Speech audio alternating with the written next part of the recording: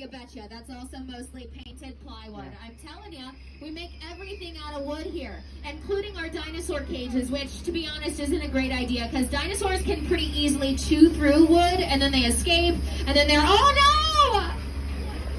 I am so sorry, everyone. It looks like the dinosaurs are on the loose today and they're not happy. They don't like to be seen before hair and makeup. They're very vain. Sorry, but let's get out of here. This is the Photo Lab in action. This is actually the scene from the Lost World that necessitated the vehicle being made out of wood. It had to be light so they could do this stunt. They needed to dangle it precariously from a rainforest cliff. Wow. That'd be a lot cooler if that was a real cliff, but that's just a parking garage covered in some dirt here on the lot. But it looks pretty good. They added a bunch of rain to make things even more terrifying. That always works. Steven Spielberg knew it. He used so much rain in these movies. Every time a T-Rex attacks, it's in a total downpour. That's no coincidence. That's a creative choice. But here in LA, we don't get a lot of rain or weather really of any kind ever. So if we want rain for a production like Jurassic Park, we gotta make it ourselves. And I thought I'd show you how we make it right down here in Old Mexico. This is our rain factory right here. We're kicking off our storm with some thunder sound effects just to set the mood. A strobe light creates some lightning, and now we need the most important element. So guys, let's cue the rain. Okay, here we go. And action. Ooh, right on time. Yeah, this is how we make rain for the movies. We're using a very complicated, very intricate system. It's called a sprinkler. Maybe you've heard of it. Shoots the water straight up into the air. That way it falls back down as naturally as possible. Now, if we wanted to film this rain, we would want some better lighting because if you don't light rain just right, it'll kind of make the picture blurry. So you want to light rain from behind the water from multiple angles, light your actors from the front. That's how you typically get your clearest picture. All right. Okay, guys, I think we can cut the rain. We're getting a little too much, don't you think?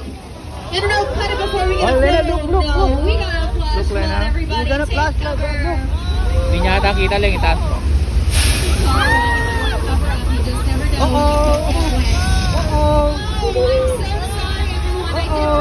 If you're in a blue seat today, you may get wet. If your seat is blue, you may get wet. Check your seat just in case they're all blue. Look at the side.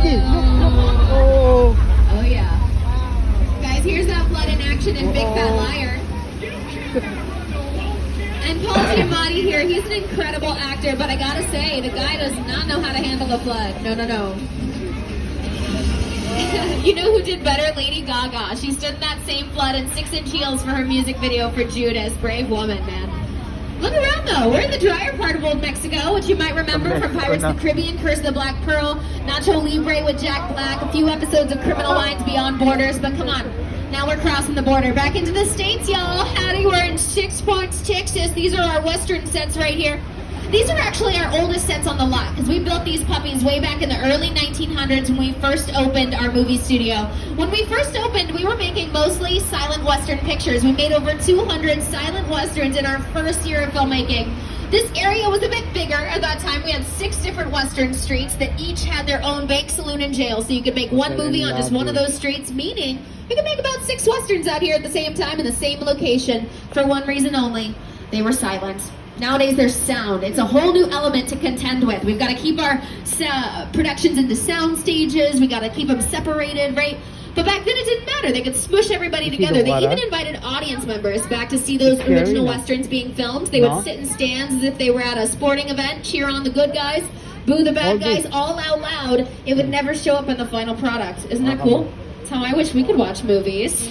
Now, that's not how they were able to do things when they came out here a few years ago. For Once Upon a Time in Hollywood, Quentin Tarantino's latest with Brad Pitt and Leo DiCaprio, they used these sets for several weeks. So a lot of the film takes place right here on these streets. So check that out if you want to see a good example of our Western sets in a recent film. Folks, we